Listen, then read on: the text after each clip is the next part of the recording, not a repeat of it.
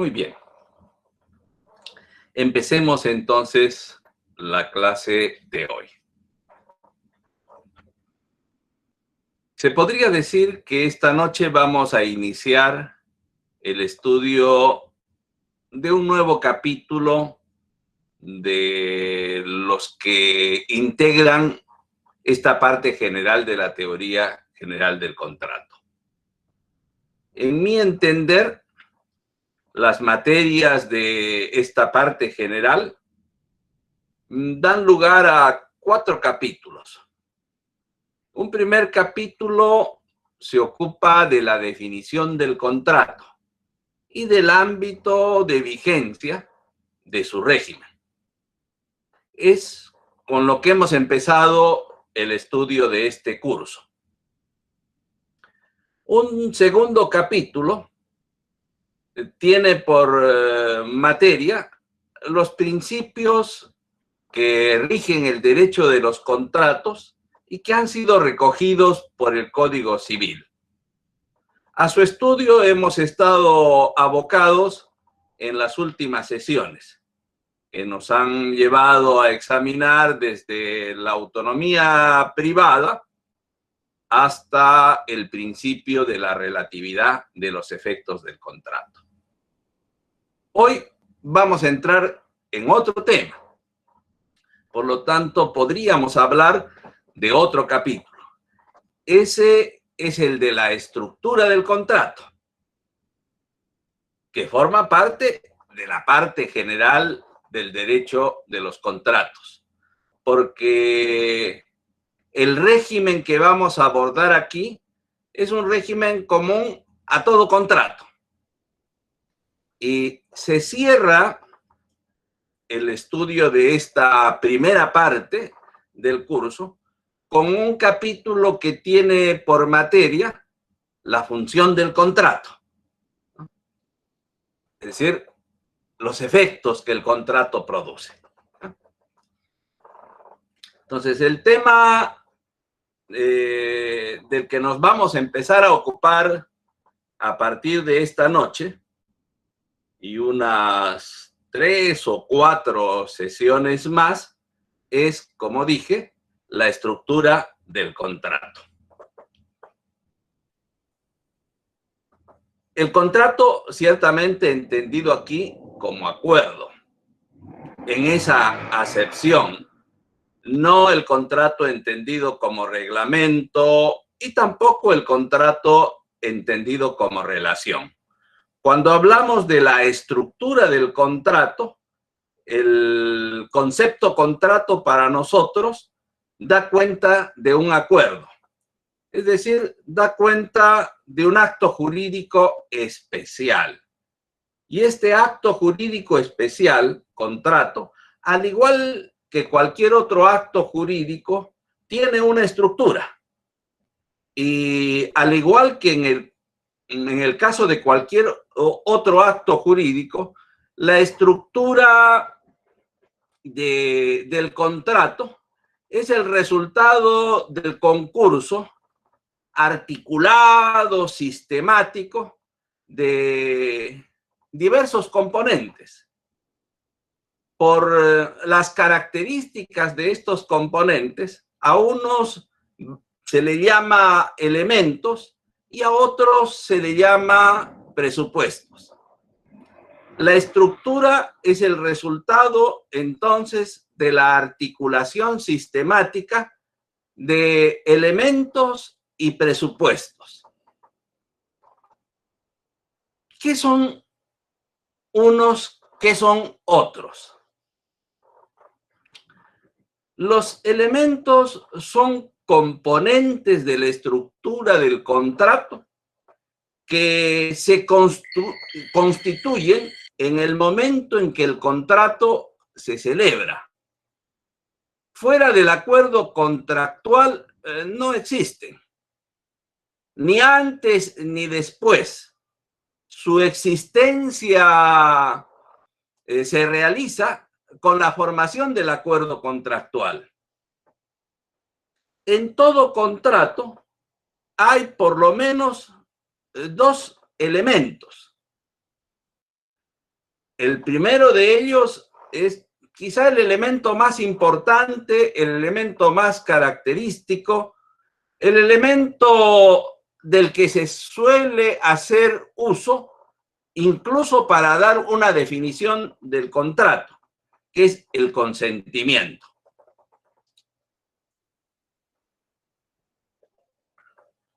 Que es el que más detenidamente vamos a estudiar en lo que estamos llamando este capítulo tercero.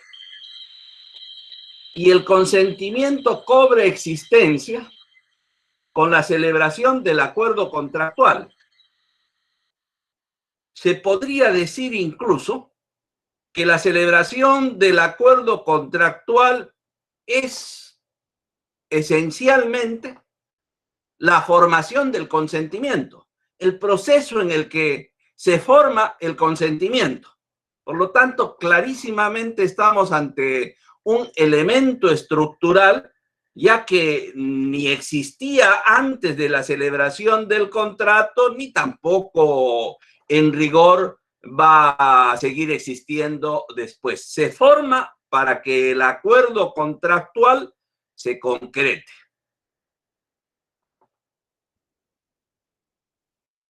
El consentimiento es un elemento estructural del contrato, en tanto que acto jurídico especial. Y adelantemos esa idea sobre la que vamos a volver después. Pero el contrato tiene esta estructura del mismo modo que la tiene cualquier otro acto jurídico. Por lo tanto, en cualquier otro acto jurídico hay un elemento como el consentimiento, solo que no necesariamente consentimiento, porque si el otro acto jurídico al que podamos estar haciendo referencia, como por ejemplo el testamento, es un acto jurídico unilateral, entonces, en rigor no va a existir en ese caso, en la estructura de ese acto jurídico, como elemento el consentimiento, sino la manifestación de voluntad, que es lo que existe en el caso de los actos jurídicos unilaterales. Es más, cuando se habla de este consentimiento o de este elemento estructural consentimiento en el régimen general del acto jurídico, se denomina al mismo manifestación de voluntad. Por lo tanto, el consentimiento viene a ser en el contrato lo que es la manifestación de voluntad en cualquier otro acto jurídico. Sobre esa idea, repito, vamos a volver luego.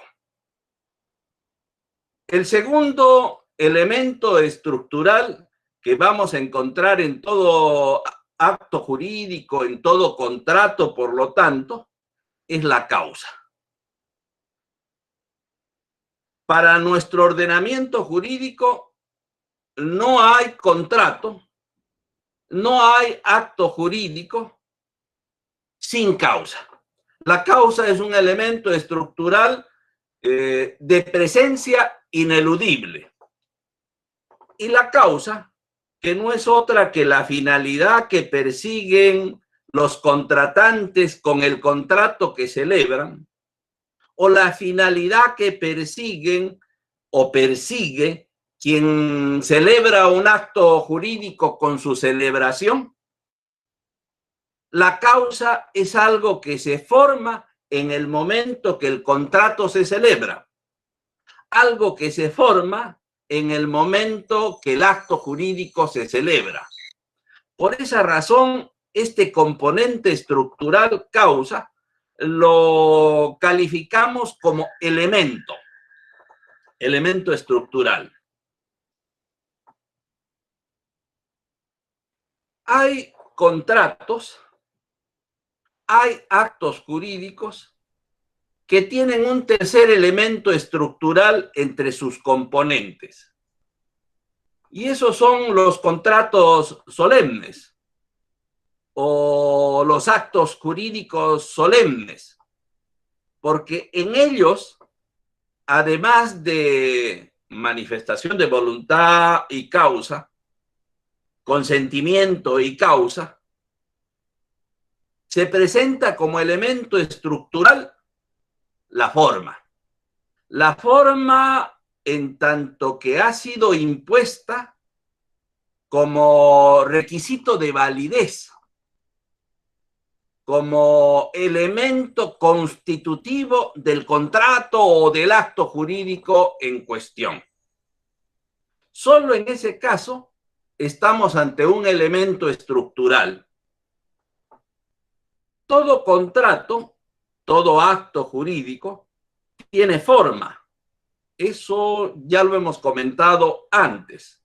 Es inconcebible el acto jurídico, el contrato, sin forma, porque la forma es la materialización de la declaración de voluntad. Y como no puede haber acto jurídico, no puede haber contrato sin declaración de voluntad, y habida la declaración de voluntad, esta necesariamente se materializa. No hay pues contrato, no hay acto jurídico sin forma. Pero no toda forma, en tanto que materialización de la declaración de voluntad, no toda forma es elemento estructural del contrato. Solo lo es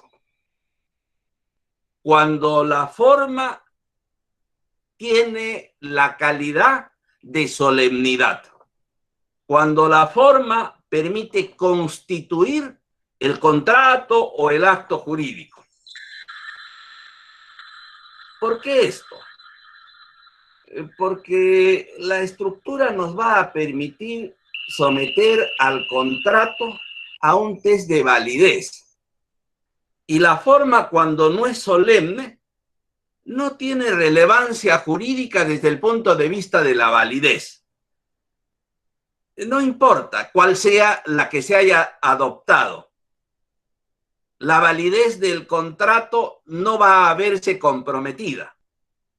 En cambio, cuando estamos frente a una forma solemne, pues sí tiene trascendencia para el test de validez, porque si se adoptó la forma impuesta, como fue impuesta, habrá desde el punto de vista de la validez un contrato, un acto jurídico válido. Pero si no se adoptó tal cual la forma impuesta, entonces eso afectará la validez del contrato o del acto jurídico.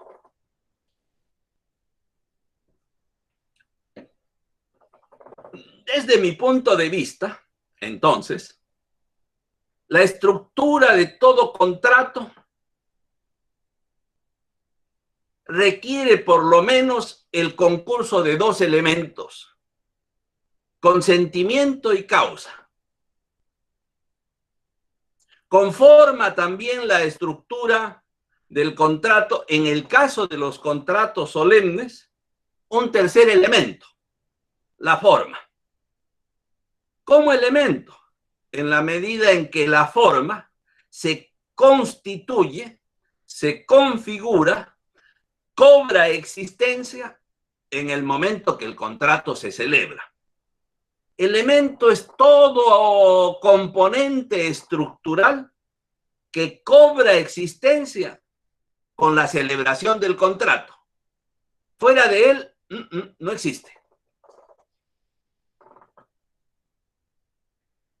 Creo que ahí se agotan los elementos de la estructura del contrato. Hay quienes agregan a este listado otro elemento más: el contenido, que no es otra cosa que el programa contractual acordado por los contratantes. programa contractual que se convertirá luego en el reglamento que regule la relación contractual. No creo que el contenido, que tiene que existir, sin él el acuerdo contractual estaría vacío. No creo que el contenido tenga la calidad de elemento estructural del contrato. Porque, repito, la estructura del contrato la identificamos con la finalidad de someter al contrato a un test de validez. Y el contenido no se evalúa cuando se trata de dilucidar si el contrato en cuestión es válido o no. Está más allá del test de validez y por ello, me parece a mí, no cabe considerarlo al contenido como parte de la estructura del contrato en calidad de un elemento estructural.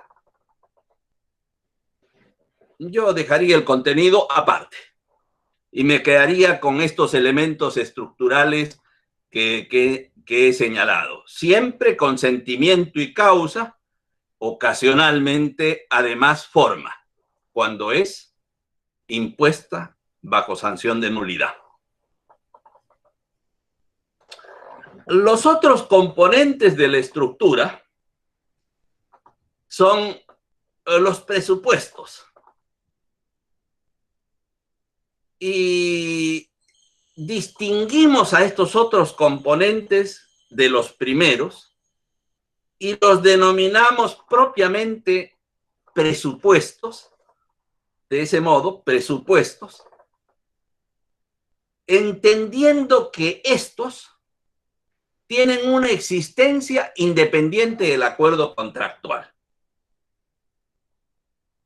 Existen antes de que el acuerdo contractual se forme. Existen después de que el acuerdo contractual se formó. Su existencia no depende del acuerdo contractual. Sirven para el acuerdo contractual, pero no es que el acuerdo contractual les dé realidad. Esos presupuestos de todo contrato y por lo tanto también de todo acto jurídico son dos. Primero, el sujeto. No puede haber acto jurídico, no puede haber contrato, porque al final del día, el acto jurídico, el contrato, no es más que el resultado de la actuación de la autonomía privada. Habrá acto jurídico, habrá contrato, en la medida en que se actúe ese poder jurídico de autorregulación que se llama autonomía privada. Y el poder en cuestión le corresponde a un sujeto. Y quien actúa el poder en cuestión es un sujeto. Por lo tanto, sin sujeto no puede haber contrato, no puede haber acto jurídico. Y obviamente, la existencia del sujeto es independiente del acuerdo. Es independiente de la manifestación de voluntad para referirnos al acto jurídico en general. Existe antes que la voluntad sea manifestada, antes que el acuerdo se forme, y obviamente sigue existiendo después.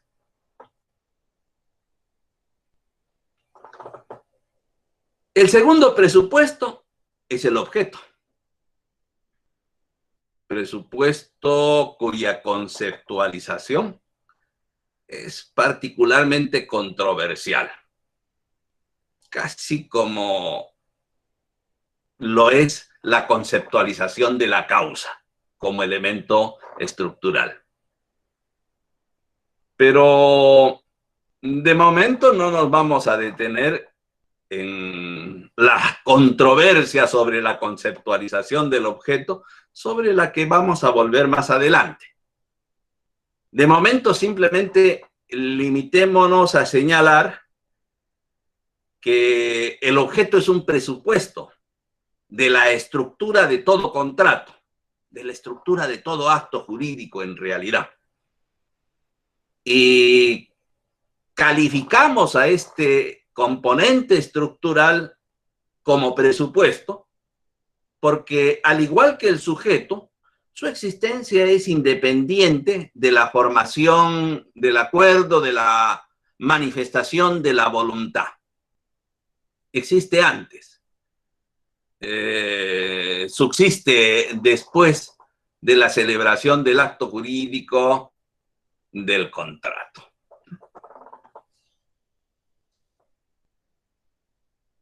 Cuando estamos frente a un contrato consensual, la estructura de este es el resultado del concurso de 4 componentes, 2 elementos y 2 presupuestos. Consentimiento y causa, sujeto y objeto.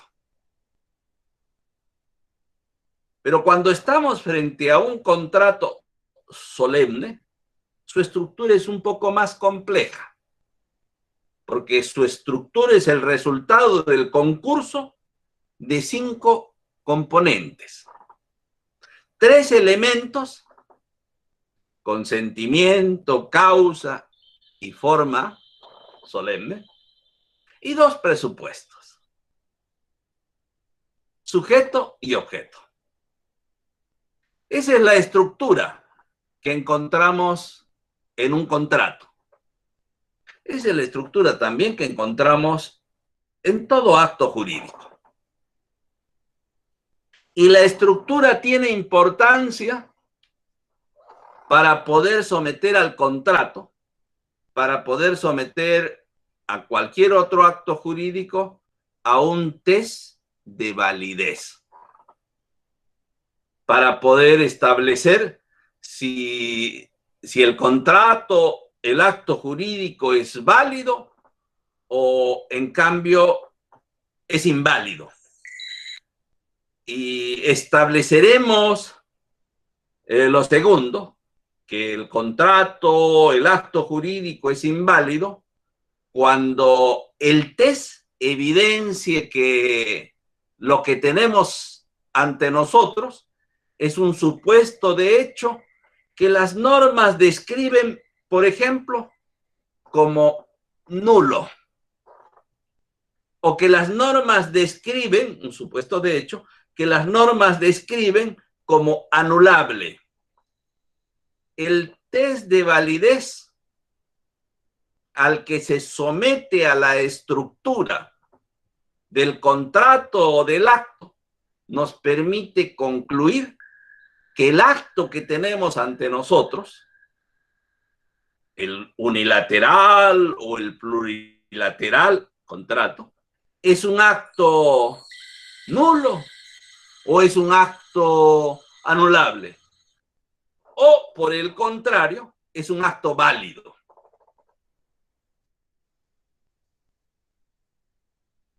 Ahora bien,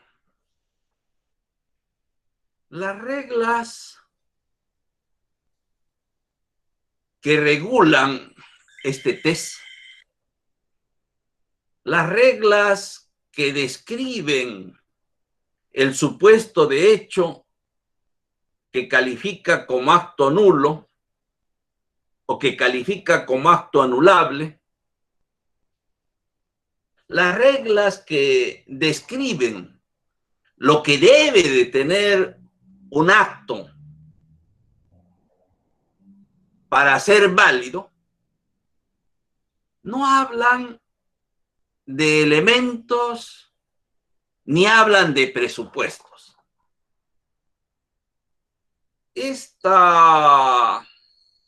este discurso, según el cual los componentes estructurales serían elementos y presupuestos que se evalúan para establecer si el acto es válido o no, es un discurso doctrinario que se aparta del vocabulario de la ley, de nuestra ley civil en particular. ¿De qué habla la ley, el Código Civil, cuando se refiere a los componentes del acto? Y debe de entenderse cuando se refiere, en la medida en que es un acto especial, a los componentes del contrato. ¿De qué habla cuando se examina si hay o no, si se cumple o no, para que sea válido o no el acto o el contrato? ¿De qué habla el Código Civil? Pues habla de requisitos. O sea, los denomina requisitos. Lo que se debe de tener para que el acto sea válido, lo que se debe cumplir para que el contrato sea válido, son requisitos. Ese es el lenguaje de la ley. ¿Será una forma de hablar para de algún modo referirse a elementos y a presupuestos? Me parece que no exactamente. Me parece que no exactamente. No es exacto decir que requisitos, no sería exacto, para expresarme con mayor propiedad, me parece, no sería exacto decir que requisitos es lo mismo que elementos, es lo mismo que presupuestos. Son dos maneras diferentes de referirse a lo mismo. No creo que tienen un contenido distinto. Porque los requisitos lo que regulan básicamente son las características que la ley impone que han de cumplir los componentes de la estructura del acto o del contrato. Básicamente, ¿qué debe de tener el elemento o el presupuesto para que el test de validez sea superado exitosamente? Los requisitos son esos, requisitos que deben ser satisfechos ya por elementos y ya por presupuestos. Desde el punto de vista del test de validez, pareciera que no importan los elementos en tanto que elementos, ni los presupuestos en tanto que presupuestos. Matizaremos esto luego. No importan. Lo que importa es que los elementos se presenten cumpliendo las exigencias establecidas en la ley. Los presupuestos estén con las características que le impone la ley. Porque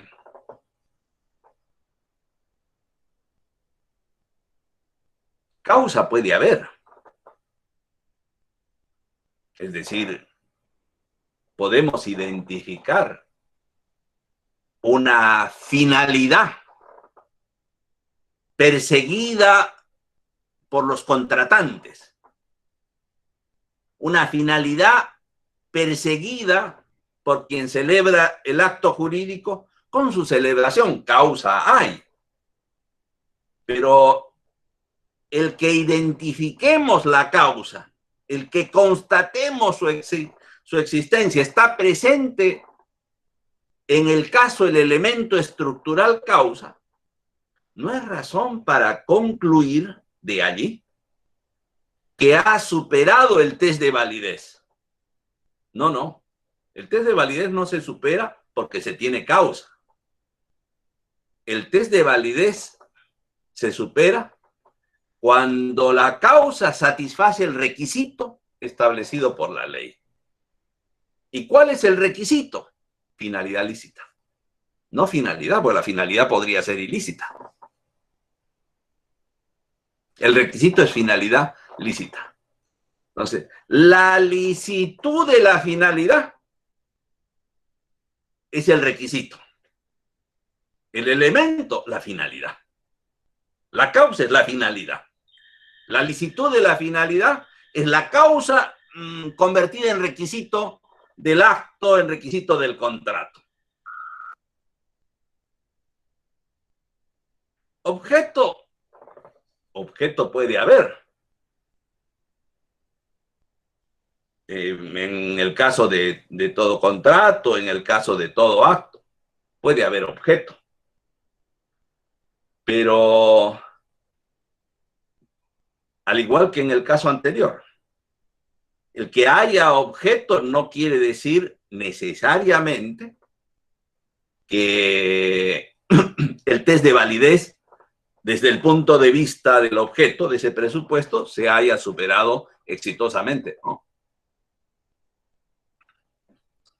No, no. El test se entenderá superado si el objeto satisface el requisito establecido por la ley. Y la ley dice que el objeto tiene que ser física o jurídicamente posible. Si no tiene estas características, objeto habrá,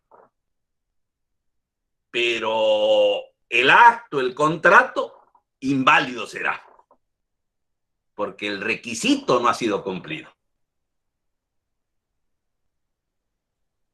Una lectura integral del 140, del que estoy tomando los requisitos, con el 219, nos permitirá precisar más todavía los requisitos en el caso del objeto.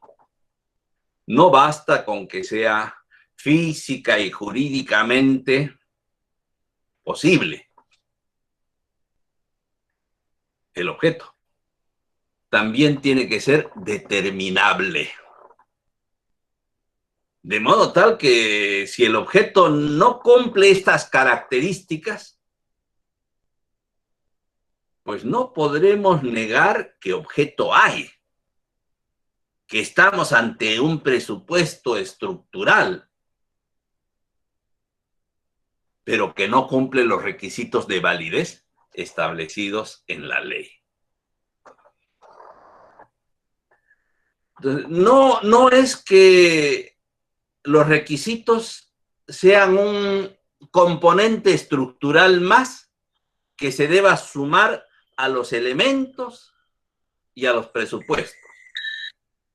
No, la estructura del contrato, para circunscribirnos a él, la estructura del contrato no nos permite identificar más componentes que los elementos y los presupuestos. Porque los requisitos es lo que se predica de elementos y presupuestos. Los requisitos son las características impuestas por la ley respecto de elementos y de presupuestos.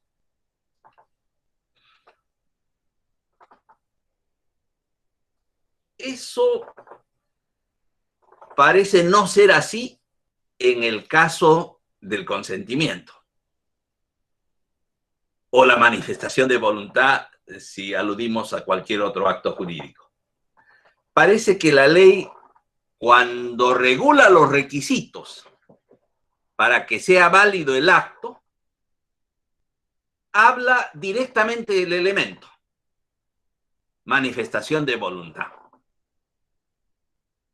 Es más, en el listado que se hace en el 140, que es el listado de los requisitos, no aparece individualizado como requisito a la manifestación de voluntad.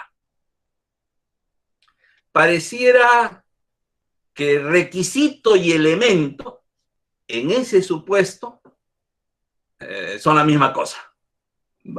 Pareciera ser.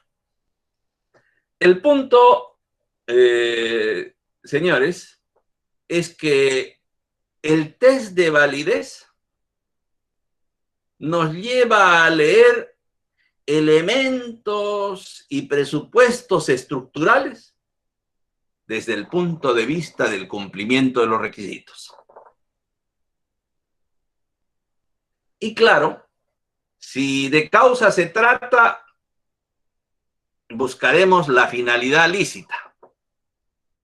Si de objeto se trata, buscaremos el que sea física y jurídicamente posible, además de determinable.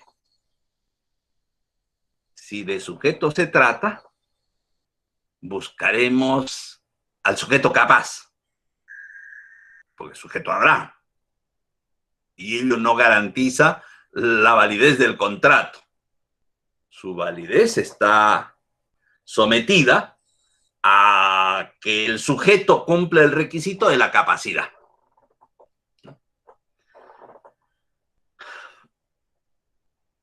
Pero cuando hablemos de consentimiento, lo que buscaremos será pura y simplemente el consentimiento.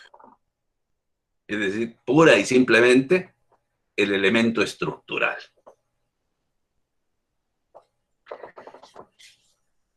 En rigor, las hipótesis jurídicas, es decir, los supuestos de hecho, que esencialmente los artículos 219 y 221 describen como supuestos de invalidez, de nulidad en un caso, de anulabilidad en el otro caso, lo que describen son hechos hipotéticos, ciertamente, son hechos en los que el requisito no está presente. Son hechos en los que el requisito no está presente. Entonces, estaremos ante un contrato nulo cuando al someter al test de validez al contrato en cuestión, establezcamos que lo que hay allí es lo que está descrito en el inciso tal o el inciso cual del artículo 219. Lo que hay allí es la falta de alguno de los requisitos, tal como describe la hipótesis correspondiente de cualquiera de los 8 incisos del artículo 219. Más o menos lo mismo para los supuestos de anulabilidad. Lo que describen entonces las hipótesis de invalidez, nulidad, anulabilidad, son supuestos en los que los requisitos faltan, salvo el caso referido a la manifestación de voluntad, ya que en el caso de la manifestación de voluntad, requisito y elemento parecen ser la misma cosa, salvo en ese caso, porque en ese caso la hipótesis que describe el supuesto de nulidad, lo que menciona es uno en el que está ausente el elemento estructural manifestación de voluntad. Para el contrato, uno en el que esté ausente el elemento consentimiento. En los demás casos, las hipótesis describen ausencia de requisito. Y cuando encontremos un acto jurídico, un contrato, en el que el elemento o el presupuesto esté presente pero sin cumplir las características impuestas por la ley, los requisitos, pues estaremos ante supuestos de invalidez. Estaremos ante contratos inválidos.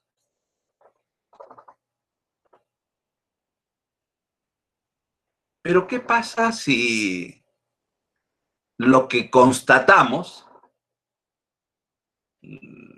aplicando el test de validez, a propósito de la aplicación del test de validez, qué pasa si lo que constatamos es que en el caso lo que no está presente no es el requisito, sino el elemento, sino el presupuesto? Por ejemplo, ¿qué pasa si constatamos que en el contrato que estamos evaluando no hay causa?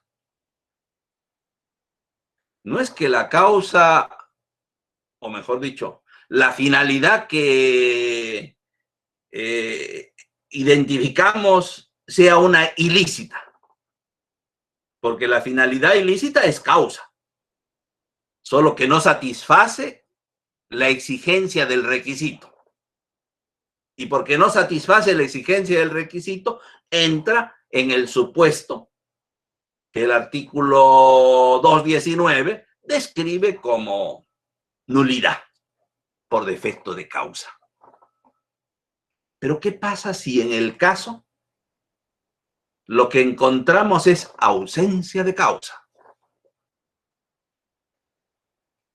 Para que podamos decir este contrato es nulo, o si se quiere, este acto jurídico es nulo, lo que encontramos en la realidad tiene que encajar en la hipótesis jurídica descrita por la ley. La nulidad es una hipótesis jurídica descrita por la ley. Y en la ley no vamos a encontrar una hipótesis que describe ausencia de causa.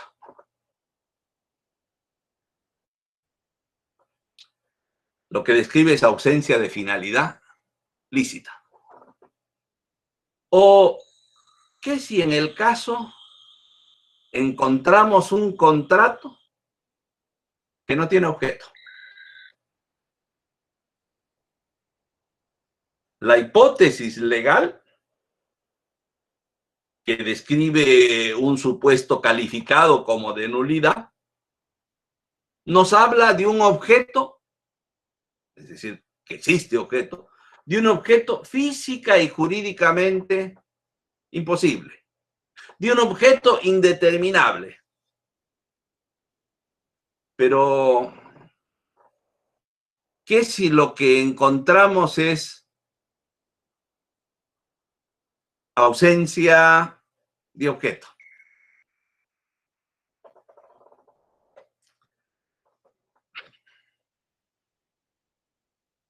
Estos dos señalamientos, ausencia de causa, ausencia de objeto, sirven para elaborar la categoría de la inexistencia del acto jurídico, de la inexistencia del contrato, que me limito simplemente a mencionarla. Entonces, a partir de la siguiente media hora, 45 minutos de clase, lo que vamos a hacer es estudiar ya cada uno de los componentes estructurales del contrato. Así que aquí hacemos un intermedio. ¿Alguna pregunta? Sí, doctor, yo tenía una pregunta. A ver, Francisco. En- si bien dice de que mencionó de que no se describe, por ejemplo, la ausencia de causa, sino de que es una finalidad ilícita, cuando estemos frente a un supuesto, por ejemplo, un disenso en el que no exista, digamos, un verdadero acuerdo o consentimiento, sí podríamos plantear de que hay una ausencia, digamos, de una finalidad común y por tanto un supuesto de inexistencia.